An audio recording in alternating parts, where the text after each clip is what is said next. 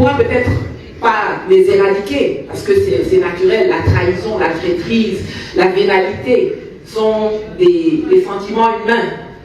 Mais si on se construit, si en tant que parents, si en tant qu'étudiants, si en tant qu'enfants, si en tant qu'État, nous arrivons à construire une mentalité faite de rectitude, d'ordre, de rigueur et de patriotisme, alors ils seront mis en minorité et alors leurs actions ne pourront pas détruire nos acquis.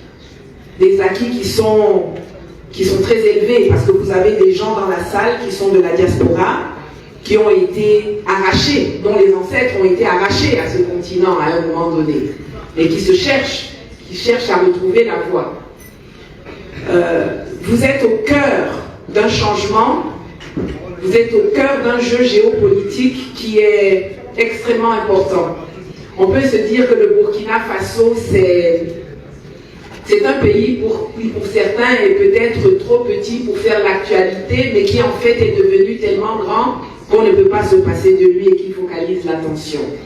Et il faut que vous en soyez conscients. C'est ici, c'est d'ici de Ouagadougou, de l'AES que parle la libération du continent. C'est ici que l'on va réécrire l'histoire de notre continent.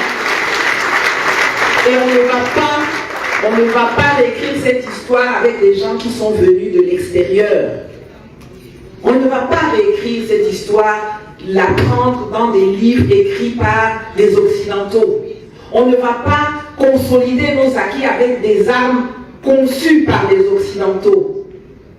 Il faut qu'on travaille sur tous les domaines économiques, politiques, culturels, social, sécuritaires, sanitaires, surtout, pour consolider cette lutte. Et c'est vous qui allez le faire.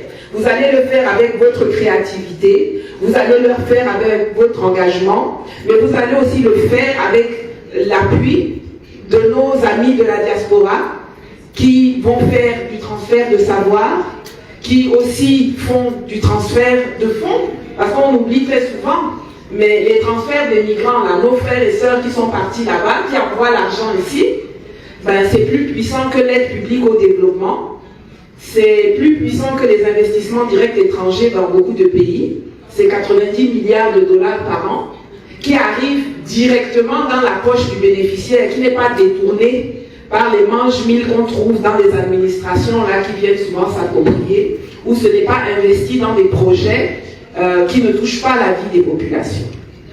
Donc vous n'avez pas seulement le droit de réclamer que le pays soit bien géré, vous n'avez pas le droit seulement de réclamer à un mieux-être, vous êtes responsable de vous assurer que ce mieux-être se construise ici dans ce pays. Le nom Burkina Faso, là, c'est un programme politique, c'est une exigence morale et c'est un défi à l'histoire. Soyez-en conscients.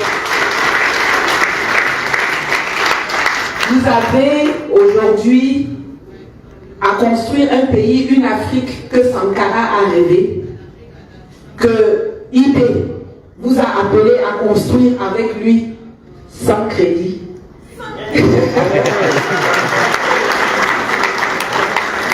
Vous a appelé à construire avec lui et que vous allez léguer à vos enfants. Quand vous faites vos choses là, quand vous venez encaisser les 2 000, les 5 000, les 10 000, même les 10 millions qu'on vous donne en corrompu là, vous allez laisser quoi à vos enfants? Vous ne pensez pas à vos enfants? On a, en tant qu'humains, on a le devoir de rendre le pays, le monde meilleur que dans l'état dans lequel on l'a reçu. Et aujourd'hui, vous êtes une inspiration pour ici. Je sais qu'il y a des gens qui viennent de partout, je sais qu'il y a des Sénégalais, des Camerounais, un peu de partout, il y a des Burkinabés. Vous êtes une inspiration pour l'Afrique. Vous avez la chance. Vous avez 40 ans d'avance sur le reste.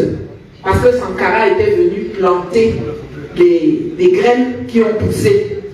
C'est ce qui explique. Souvent, on me demande, ah oui, mais Madame Nathalie, comment ça se fait qu'au Burkina, on a l'impression que c'est un peu en avance? J'ai dit, ils ont eu Sankara. Et Sankara, c'est 40 ans d'avance. Même si tout n'a pas poussé, la graine a été plantée, il y a quelque chose qui est resté, il y a un esprit, il y a une vision qui est restée. Il faut l'amplifier.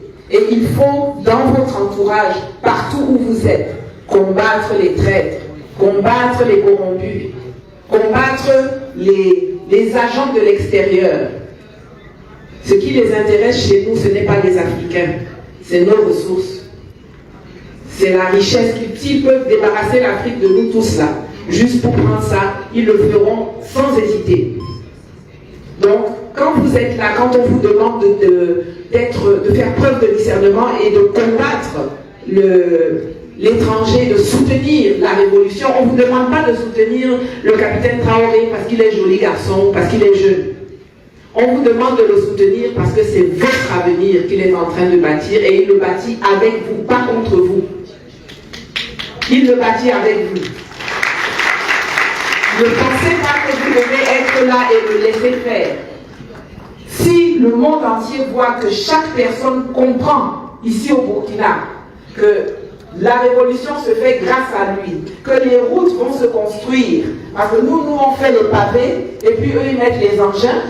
S'il y a une synergie entre le peuple et le gouvernement, ça sera difficile de faire bouger, de faire tomber l'élan populaire qui est là.